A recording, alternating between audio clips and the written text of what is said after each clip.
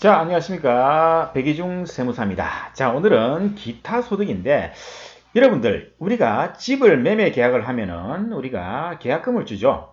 그런데 매도자 또는 매수자 둘 중 한 사람이 취소해버리는 경우 있잖아요. 그러면은 이제 그 계약금을 갖다가 안 돌려주거나 또는 계약금을 갖다가 두 배를 돌려주면서 취소를 한다 그죠? 그랬을 때 이게 위약금이 기타 소득에 해당합니다. 그래서 위약금이 기타 소득 이거 한번 보겠습니다. 자, 제일 먼저 매도자, 매수자가 있습니다. 계약을 했습니다. 그러면은 10%, 10억짜리 집을 갖다가 계약했다고 칩시다. 그럼 매수자는 10% 1억 원을 갖다가 1억 원을 계약금으로 주겠죠. 그런데 계약하고 한 일주일 지나서 말이죠. 리먼 브러더스 파산 또는 IMF 금융위기 이런 대폭락 시장이 대폭락하는 사태가 발생했습니다. 그러면 매수자는 아이고야 이거 참 내가 너무 빨리 집을 계약해 버렸네. 이거 한 달, 몇 달만 기다리면은 1억이 문제가 아니고 몇 억이 더 집값이 폭락할 것 같은데 와 이거 어떡하나. 그래서 매도자한테 야 나 계약금 포기할게. 이거 없던 걸로 하자. 이렇게 해서 계약을 매수자가 취소해 버리죠. 자 그러면은 계약금은 매도자가 꿀꺽 해버리죠. 돌려주지 않습니다. 그죠? 그럼 10억에 1억이니까 1억 계약금을 이 사람은 이득을 받네? 자, 이득을 보면은 이 이득 본 거는 뭐다? 기타 소득입니다.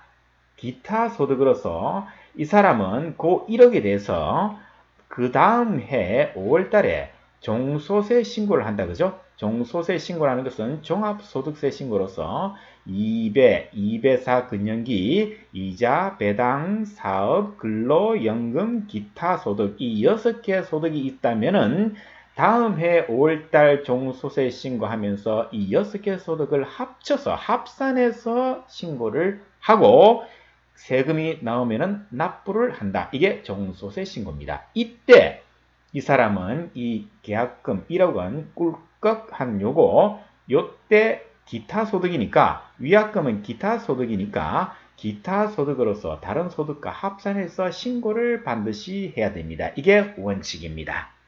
그런데 하나 이상한 게 있습니다. 자, 우리가 세법에서 원천세라는 말이 나오면요. 이게 무슨 뜻이냐면은 자, 돈을 주는 사람이 일정 금액을 떼고 주는 겁니다. 그리고 일정 금액 뗀 그걸 갖다가 국세청에 납부를 합니다. 이걸 원천세 납부라 그러는데요. 대원칙이 바로 돈을 주는 사람이 다 주지 않고 일정 금액을 뗀다. 이게 원천세입니다. 원천이라는 것은 오리지널 처음부터 뗀다 이 말입니다. 처음부터 돈을 지급하는 사람이 떼는 겁니다. 그렇다면은 매수자가 계약금을 줬잖아요. 매수자가 계약금을 매도자에게 줬으니까 이 사람이 원천세를 떼가지고 납부를 해야 되는데 하나 결정적인 문제가 있죠. 매수자가 계약금을 1억 원을 주고 조금 시간이 지난 다음에 아니면 잔금 지급일 한 달 정도 보통 텀이 되겠죠. 한 달 뒤에 리먼 브러더스 금융위기 엄청난 대폭락이 온다. 그걸 예상을 해서 이 사람이 계약을 파기하는 거 아닙니까? 그렇기 때문에 돈은 이미 줬는데 거기에서 일정 금액을 원천징수 뗀다는 것은 사실상 불가능이겠죠. 매도자는 연락을 끊고 이 사람한테 아예 이 사람이 전화를 해도 전화를 안 받거나 나 모르겠다. 너 알아서 해. 이렇게 들어 누워 버리면은 이 사람은 그 계약금의 일정 금액을 원천 징수하는 것이 불가능하죠. 그래서 이때는 매수자가 계약금을 이미 준 상태에서 계약을 취소한 이 경우에는 돈을 지급한 사람이 원천세를 하지 않습니다. 못하죠. 하지 않습니다. 대신에 매도자 이 사람이 계약금을 꿀꺽한 요 1억을 다음해 5월달에 종소세 신고를 한다. 이렇게 되는 거죠. 그죠? 자, 이거는 매수자가 계약을 취소했을 경우고 그 반대의 경우도 얼마든지 있겠죠. 이때는 매도자가 취소한 겁니다. 마찬가지로 10억짜리 집을 팔면서 계약을 했습니다. 매수자는 10% 1억을 계약금을 매도자에게 지급을 했네요. 그런데 시간이 한 일주일 지나서 뭐가 오는가 하면은 신도시 개발 계획이 발표됐습니다. 자, 이 집 주위가 어마어마한 국제 신도시로 개발이 된답니다. 엄청난 폭등이 예상됩니다. 매도자는 어떻게 하겠습니까? 계약금 포기하고 일정 금액의 위약금을 주면서 야, 이 계약 없던 걸로 하자 그럽니다. 그죠? 그렇게 하더라도 엄청난 집값이 오를 것으로 예상되기 때문에 이 사람은 과감하게 계약금을 돌려줍니다. 계약금 돌려줍니다. 그리고 위약금도 줍니다. 근데 보통 위약금은 계약금에 상당하는 금액을 덤으로 주는 거죠. 그래서 1억이니까 총 2억을 이 사람한테 보통 줍니다. 2억 중에서 1억은 계약금이니까 매수자 입장에서는 계약금 내고 돌려받는 거니까 이건 아무것도 아닙니다. 그런데 추가로 1억을 더 받았으니까 요게 위약금이고 매수자 입장에서는 기타 소득입니다. 그런데 이거는 아까 번 사례하고는 결정적으로 다른 게 또 하나 있다. 그죠? 매도자는 계약금 1억, 위약금 1억 이걸 갖다가 계약금을 받고 나서 일정 시간이 지난 다음에 돌려주는 거 아닙니까? 따라서 돈을 지급할 때 원천징수 할 수 있습니까? 할 수 있습니다. 그죠? 그렇기 때문에 이 위약금 1억에 대해서 20% 원천징수를 합니다. 20% 원천징수. 물론 여기에는 또 다른 조금 고려해야 될 사항이 있는데, 자, 논의를 간단하게 하기 위해서 저는 그냥 위약금의 20%, 즉 1억에 20%, 2천만 원을 떼고 줍니다. 그러니까 2억 중에서 2천만 원 떼면 1억 8천만 원을 이 사람한테 줍니다. 그리고 이 20%, 2억을 갖다가 고이고이 간직하고 있다가 다음 달 10일, 그죠? 지급한 달에 다음 달 10일까지 원천세를 신고를 하고 납부를 합니다. 2천만 원 납부합니다. 국세청에.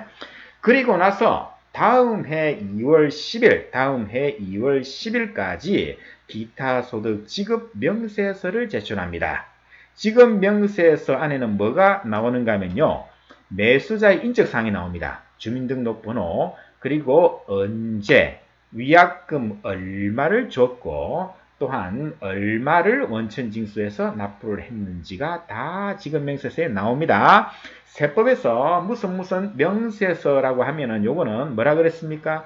국세청이 무지 알고 싶은 내용이다 이 말이라 알고 싶은 내용이다 이거죠. 그래서 요 두 사람 사이에 원천세 2천만 원이 지금 납부가 돈이 들어왔잖아요. 매도자가 납부를 했죠, 국세청에. 그런데 이 2천만 원이 도대체 뭐냐? 국세청은 미친 듯이 궁금합니다. 그래서 다음 해 2월 10일까지 지급 명세서를 매도자가 제출해야 됩니다. 그러면 국세청은 아하, 이 2천만 원 들어온 게 얘가 얘한테 돈을 1억을 줬구나. 그래서 20% 원천 징수를 한 거구나. 이제 국세청은 이 거래를 이제 파악을 했습니다. 그리고 이제 다음 해 5월달이 되면은 마찬가지로 종소세 신고철이 다가옵니다. 그럼 매수자가 종소세 신고를 해야 되는데 국세청은 지급명세서를 보고 이제 그 내역을 알고 있죠. 그래서 매수자에게 안내를 합니다. 뭘 합니까? 종소세 안내. 야 매수자야, 너 매도자한테서 위약금 1억 원을 받았네? 그 1억 원에 대해서 너 5월달에 종소세 신고를 해야 된다. 꼭 잊지 마. 국세청이 안내문을 보냅니다. 편지로 등기로 보냅니다. 그럼 매수자는 이제 이걸 보고 종소세 신고를 합니다. 마찬가지로 2배사 금연기 요 합산 신고를 한다 그랬죠. 요거는 기타 소득이다 그죠? 기타 소득으로 들어옵니다. 만약에 다른 사업 소득이 있다, 근로소득이 있다, 뭐 이런 소득이 있을 때는 다 합산을 해서 신고를 하면 되는 겁니다. 그리고 이 사람은 2천만 원 원천징수 이미 납부를 했습니다. 언제? 매도자가 2천만 원 떼고 국세청에 납부를 했잖아요. 그래서 종소세 신고를 해보니까 이 사람 매수자 종소세 신고를 해보니까 세금이 한 3천만 원 나왔다. 그러면은 이 2천만 원이 이미 납부했잖아요.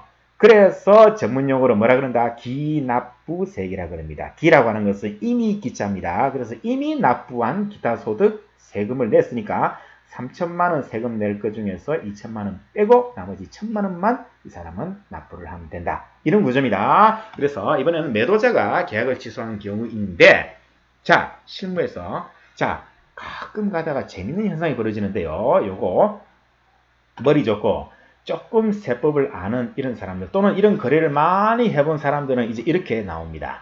매수자가 말이죠. 매수자가 계약을 취소했죠. 그래서 계약금을 꿀꺽 매수자는 포기했습니다.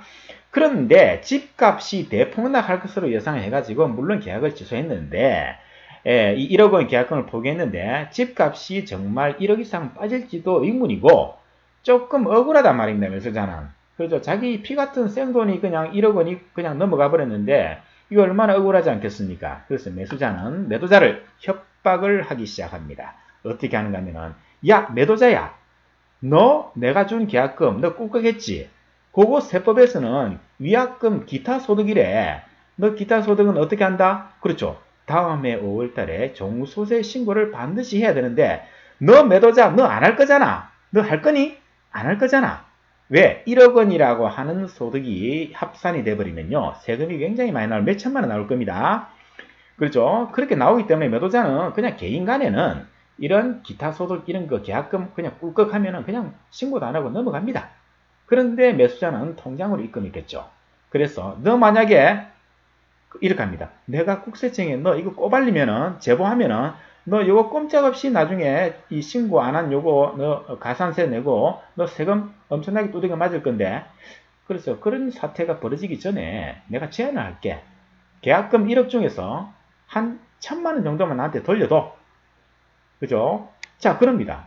그럼 매수자의 주장은 야 매도자 너가 이 1억을 갖다가 종소세 신고 합산 신고를 하면은 세금이 몇 천만 원 나올 건데 내가 많이 요구는 안 할게. 한 1,000만 원만 돌려도 이럽니다.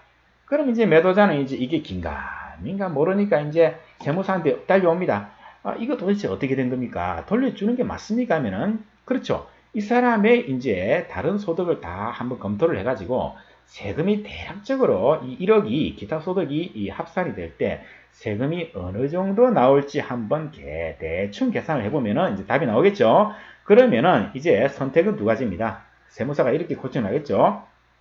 당신이 이렇게 1억을 합산을 해서 신고를 하면은 세금이 한 4천만 원 정도 나올 것 같은데 당신이 판단하시오. 너가 이 1억을 갖다가 정직하게 신고를 할 것 같으면은 아무 문제가 없는데 너가 신고를 안 할 것 같으면은 너가 1억 원을 꿀꺽하고 국세청에 신고를 안 할 것 같으면은 한 세금이 4천만 원 정도 나올 텐데 한 1,000만 원 주고 무마시키든가 그죠? 그 선택은 매도자가 알아서 하시오. 이렇게 코칭을 할 겁니다. 왜 그죠? 매도자가 매수자가 정말 철천지 원수다. 이 인간 꼴보기 싫다. 내가 국세청에 국가에 돈 내는 한이 있더라도 저 인간한테는 돈 주기 싫다. 그랬을 때는 정상적으로 신고를 하겠죠. 그죠? 신고를 할 겁니다. 그렇지 않고 에이 좋다. 뭐 그렇다면은 내가 국가에 내는 세금보다 1,000만 원으로 무마하는 게 더 싸게 먹힌다면은 1,000만 원을 주고 계약을 깔끔하게 끝을 낼 겁니다. 자, 마찬가지겠죠. 이 경우도 매도자가 계약 취소하는 경우도 마찬가지입니다. 매도자가 돈을 주면서 매수자를 협박합니다. 그렇죠. 그래서 협박을 하겠죠. 그런데 이 경우에는 협박을 하기가 조금 힘들겠네요. 그죠? 왜? 원천 신고를 했잖아요. 매도자가 원천 신고를 한 경우에는 이때는 이 자료가 다 들어가기 때문에 이 사람은 꼼짝없이 소득이 노출될 거지만은 만약에 이 사람이 매도자가 원천 신고를 안 하고 그죠 아무것도 안 한다 그랬을 때는 이제 이 사람이 이 사람을 협박해 가지고 이 사람이 종소세 신고를 다 했을 때 나오는 세금 그보다 조금 적게 이 사람이 요구를 할 겁니다. 그래서 이 위약금 1억 너무 많으니까 한 2천만 원 좀 떼고 위약금 8천으로 좀 그렇게 합의하자. 이렇게 제안을 할 수도 있습니다. 그때는 매수자는 마찬가지로 자기가 얼마 정도 세금 낼 건지도 한번 고려해 봐가지고 이렇게 무마시키는 게 유리하다면은 그렇게 하는 것도 하나의 방법이겠죠.